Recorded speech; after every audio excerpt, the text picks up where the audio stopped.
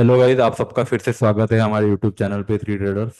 जहाँ पे हमने सीरीज स्टार्ट की थी, जहाँ हम डेली डिस्कस कर रहे पेनी स्टॉक्स को फंडामेंटली टेक्निकली हमें कैसे लग रहे हो स्टॉक्स, क्या वो वैल्यूड है, क्या इन्वेस्टमेंट के लिए क्या अच्छे हैं क्या नहीं है, क्या प्रोज है उनसे क्या कॉन्स है। ये सारी चीज़ें हम यहाँ पे वन बाय वन सारी चीज़ें डिस्कस करते हैं।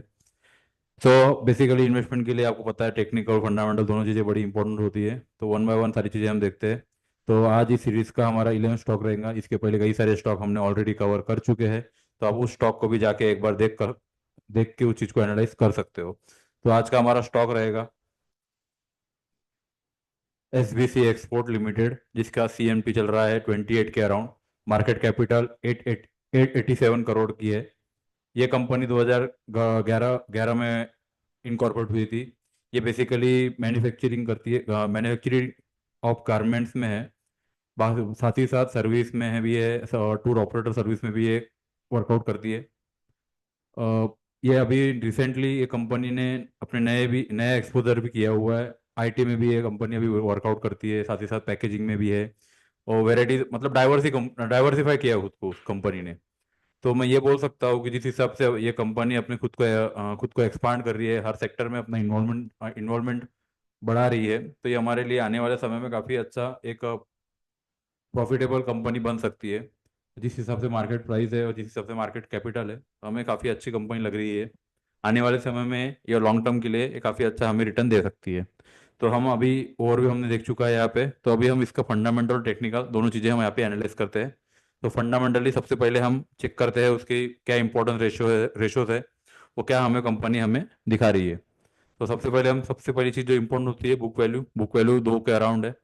तो फिलहाल के लिए मैं बोल सकता हूँ कि थोड़ा ओवरवैल्यूड है, लेकिन ये काफ़ी अच्छी कंपनी है। और इसकी ग्रोथ और इसका प्रोस्पेक्टिव जो इसका फ्यूचर है वो काफ़ी अच्छा हमें दिखाई दे रहा है। उसके बाद फेस वैल्यू 1 का है। स्टॉक पी चल रहा है 47.1% का। सेक्टर का पी है 2763 का। तो थोड़ा सा हाई है, लेकिन काफ़ी अच्छी कंपनी, जैसे कि मैंने आपको बताया। ये जो सारे स्टॉक्स होते हैं, पेनी स्टॉक्स होते हैं, उसका पी ज़्यादा होता है कभी कभार। तो ये लॉन्ग टर्म के हिसाब से काफ़ी हमें अच्छा दिखता है, ग्रोथ अच्छी दिखती है, तो तभी हम यहाँ पे डिस्कस कर रहे हैं। उसके बाद हम प्रॉफिट मार्जिन देखिए, तो लगभग 80 के अराउंड की प्रॉफिट मार्जिन है। प्रमोटर होल्डिंग 64% है। पब्लिक होल्डिंग 35% के अराउंड है। FIs की होल्डिंग भी यहाँ पे कम कम है थोड़ी, लेकिन हम इसको कंसिडर कर सकते हैं 0.15% की। और DIs की होल्डिंग ऑलमोस्ट 0.66% की है। तो जिस हिसाब से रेशोज मुझे यहाँ पे दिख रहे हैं, स्लाइटली कंपनी ओवरबॉट है, या फिर मैं ये बोल सकता थोड़ी सी हायर साइड में है। लेकिन जिस हिसाब से लॉन्गर टर्म के हिसाब से अगर मैं सोचा जाऊँ, तो ये कंपनी मुझे और हायर प्रॉफिट अर्निंग और हायर प्रॉफिट ग्रोथ मुझे दिखाई देती है कंपनी में। अगर ग्रोथ की बात करूँ तो ईयर ऑन ईयर लास्ट 5 सालों में 50% के अराउंड CGR है। कंपनी ने अपनी ग्रोथ कंटिन्यूसली मेंटेन किया हुआ है। 28% के अराउंड अभी इसका ग्रोथ है।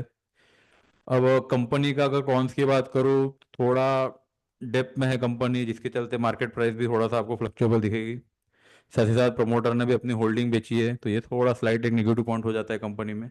लेकिन अगर शॉर्टर टर्म के हिसाब से सोचूं तो आपको दिखेंगे निगेटिव है, लेकिन अगर लॉन्ग टर्म के हिसाब से, तो जिस हिसाब से कंपनी ने खुद को एक्सपांड किया है हर सेक्टर में, और जिस हिसाब से उस सेक्टर में वो कंपनी ग्रोथ कर रही है, फोकस कर रही है कि किस हिसाब से उस कंपनी को हम बढ़ाया जाए आगे, ये काफ़ी अच्छा होता है, काफ़ी पॉजिटिव पॉइंट है हमारे लिए। तो आप इस स्टॉक को आप देख सकते हो, फंडामेंटली तो मुझे ठीक ठाक लग रही है। हमने इस स्टॉक को 5 रुपये में भी हमने 5 के अराउंड में हमने देखा हुआ है।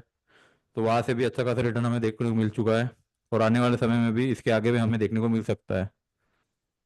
तो ये सारी चीज़ें फंडामेंटल हो गई। अब टेक्निकल की बात करूँ, तो यहाँ पे मैं क्लियरली बताया जैसे आपको, हमने इस स्टॉक को 5 4 5 रुपए के अराउंड हमने इसको देखा था, या उसमें हमने इन्वेस्ट भी किया था। और काफ़ी लॉन्ग टर्म के लिए इसको होल्ड भी किया है। अभी जिस हिसाब से मार्केट कंटिन्यूसली ट्रेंड लाइन को फॉलो करते हुए दिखाई दे रही है मंथली टाइम फ्रेम में, अराउंड अभी मार्केट का रेट चल रहा है 27 29 के अराउंड। तो आप इस रेंज में, और या फिर अगर मैं ये शेयर को 22 24 के अराउंड अगर मिलता हो आपको, तो काफ़ी अच्छा एक इन्वेस्टमेंट बेट होगा। जैसे मैंने अभी बताया टेक्निकली 25 26 के अराउंड अगर मिलता है तो काफ़ी अच्छा बेट होगा। इस स्टॉक्स के अराउंड अगर इन्वेस्टमेंट कर सकते हो तो आप कर सकते हो। अगर आपको पार्शियली करना है तो आप इस रेंज में थोड़ा आप अमाउंट इन्वेस्ट करिए। अगर 20 के अराउंड आता है तो 20 के अराउंड भी आप इस चीज़ को इन्वेस्ट कर सकते हो। ये डेली टाइम फ्रेम में है। तो डेली टाइम फ्रेम में यहाँ पे आप क्लियरली देख सकते हो 25 26, ये काफ़ी अच्छा जोन बना हुआ है। अगर इसको ब्रेक डाउन कर जाता है तो 20 के अराउंड आपको एक 100% इन्वेस्टमेंट करनी है। तो जो भी चीज़ें मैं यहाँ पे बताया आपको, फंडामेंटल रहे, टेक्निकल रहे, कम्प्लीटली एजुकेशनल पर्पस है। आप अपने एंड से भी इसको एनालाइज करो, एक बार देखो, एक बार कंपनी के ओवरव्यू को देखो। अगर आपको लगता है कि कंपनी अच्छी है, इन्वेस्टमेंट के लिए अच्छी है, तो आप तब जाके उस चीज़ को प्लान कर सकते हो। तो मेरा टारगेट बनेगा यहाँ पे 31, सेकंड टारगेट रहेगा 39 का, और थर्ड टारगेट रहेगा 50 का। तो आप एक बार इस स्टॉक को एनालाइज करो अपने एंड से, और उसके बाद ही यार स्टॉक में इन्वेस्टमेंट करो। इसी सेक्टर में अलग कई सारे कंपनियां हैं, इसके सेम कंपनी में, सब सेम सेक्टर में काम करती है। वेल्समन लिविंग है, रेमंड है, जिंदाल वर्ल्ड वाइड है, गो फैशन है, जिंदाल पॉली फिल्म्स है। ये सारे कंपनीज है, लेकिन स्पेसिफिक ये कंपनी कम वैल्यूएशन पे अवेलेबल है, कम करंट मार्केट प्राइस पे अवेलेबल है, इसलिए हमने स्टॉक को सिलेक्ट किया है आज के सेशन के लिए। तो आप एक बार चेकआउट कर सकते हो, और उसके साथ आप इन्वेस्टमेंट प्लान भी कर सकते हो। मिलते हैं अगले वीडियो में एक नए स्टॉक के साथ। Thank you.